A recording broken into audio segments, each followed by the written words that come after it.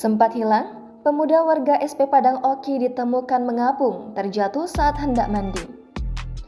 Nasib naas menimpa pemuda bernama Andi, 25 tahun, yang terjatuh ketika hendak mandi di Sungai Desa Ulak Jermun, Kecamatan SP Padang, Kabupaten Ogan Komering Ilir. Selain tidak dapat berenang, korban juga diketahui menderita penyakit lumpuh.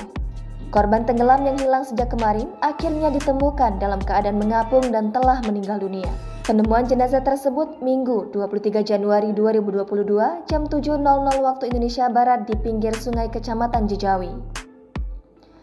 Setelah itu, jenazah langsung dibawa menggunakan speedboat ke rumah duka di Desa Ulak Jermun.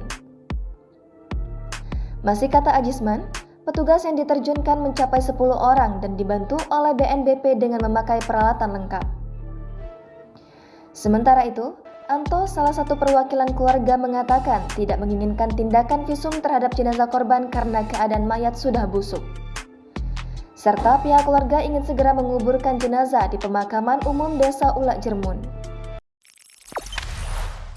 Jangan lupa subscribe, share, komen, dan like ya!